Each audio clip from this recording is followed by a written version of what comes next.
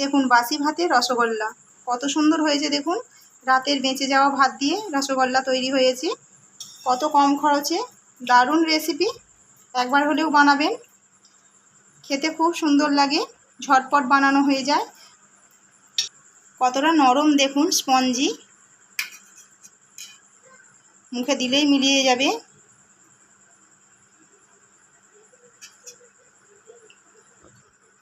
কতটা সুন্দর হয়েছে দেখুন, রসটা ভেতরে একদম ঢুকে গেছে, একদম দোকানের রসগোল্লার মতো।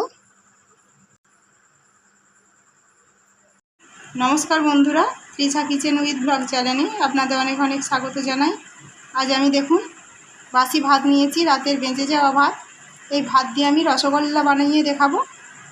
দারুণ খেতে হয়, খুব নরম, একদম স্পঞ্জি। একবার হলেও বানিয়ে দেখবেন আর আমার ভিডিওটা পুরো দেখার অনুরোধ রইল। ভাতটা আমি এবার প্রথমে বেটে নেব, মিক্সিতে বাটবো, নয়তো একবারে মসৃণ হবে না। মিক্সিং জারে ভাতগুলো ঢেলে দেবো।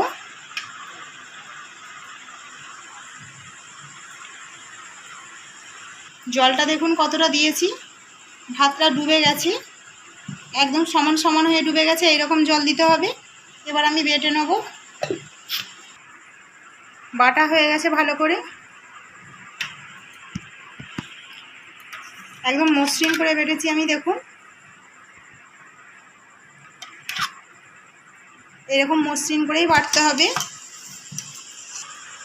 গ্যাসের মধ্যে আমি কড়া বসিয়ে দিয়েছি। কড়ার মধ্যে এবার আমি ব্যাটারটা দিয়ে দেবো ভাতে।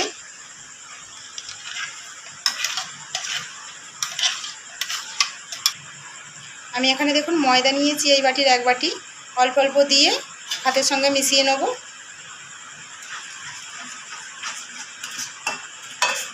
ভালো করে মেশাতে হবে, একটুকু দানা ভাব যেন না হয় ময়দা থেকে, একটুকু দোলা পেকে না যায়, ময়দা দোলা পেকে যায় সেই দিকে লক্ষ্য রাখতে হবে। এই বাটির সব ময়দাটাই আমার লাগবে। আমি একটু একটু করে দিয়ে একটা ডো তৈরি করে নেব, একটু শক্ত শক্ত। ডোয়ের ঘনত্বটা দেখুন, আমি যেভাবে খুন্তি দিয়ে তুলে নিচ্ছি, দেখুন আর করছি কিন্তু পড়ছে না, খুন্তিতেই লেগে রয়ে যাচ্ছে। এরকম অবস্থাতে লাভিয়ে নেব। ডোটা আমি এবার একটু ঠান্ডা করে নেব।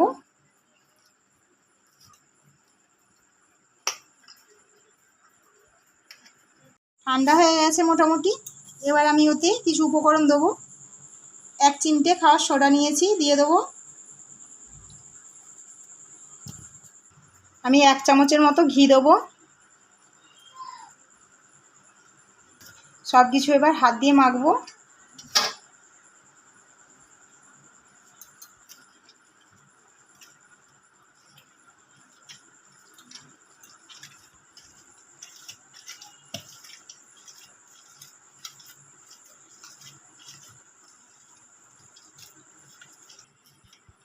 দেখুন মাখার সময় বড্ড হাতে লেগে যাচ্ছিল, আর কিন্তু লাগছে না।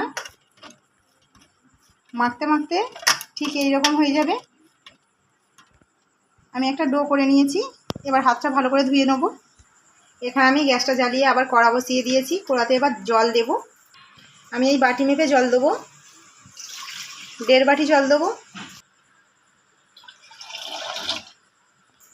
আমি একটা ছোট এলাচের মুখ ফাটিয়ে নিয়েছি, দিয়ে দেবো।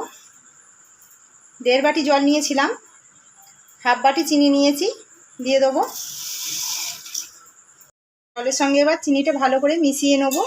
চিনিটা এখানে সিরা রেডি হতে হতে আমি ওখানে লেচি কেটে নেব রসগোল্লা বানানোর জন্য।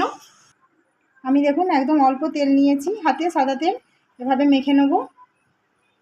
এবার এখান থেকে লেচি কেটে নেব।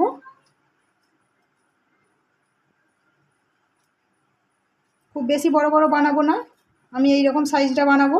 এবার হাতের তালুতে রেখে গোল করে নেব।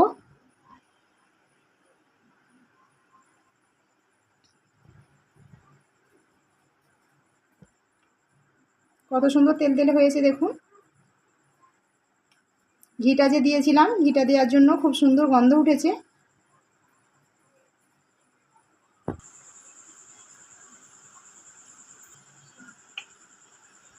দেখুন সবগুলো রেডি হয়ে গেছে। এখন দেখলেই মনে হবে মুখে একটা পুরে দিই, এত সুন্দর দেখতে লেগেছে। চিনির শিরাটা ভালো হয়ে ফুটে গেছে। এবার আমি সব রসগোল্লাগুলো দিয়ে দেবো। মিডিয়াম আঁচে করে দেবো, গ্যাসটা মিডিয়াম করে রেখেছি।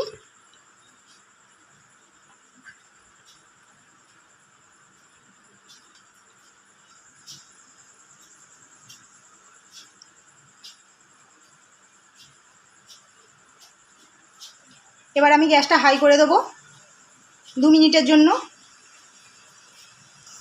আমি কিন্তু ঢাকা দেবো না, ঢাকা ছাড়াই হতে দেবো। 2 মিনিট হয়ে গেছে, আমি এভাবে হাই আঁচে ফুটিয়ে নিয়েছি। এবার আমি গ্যাসটা কমিয়ে দেবো, মিডিয়ামে করে দেবো। এভাবে মিডিয়াম আছে আমি 5 মিনিটের মতো হতে দেবো। দেখুন 5 মিনিট পরে আমি বন্ধ করে দিয়েছি গ্যাসটা। 2 মিনিট হাই ফ্লেমে ফুটিয়েছিলাম আর 5 মিনিট একদম গ্যাসটা লো করে দিয়ে ফুটিয়েছিলাম। হয়ে গেছে, কত সুন্দর হয়েছে দেখুন, কতটা ফুলে বড় বড় হয়ে গেছে।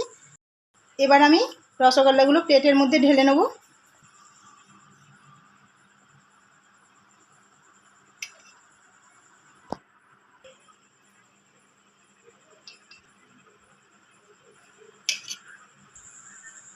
দেখুন প্লেটে তুলে নিয়েছি, কত সুন্দর হয়েছে।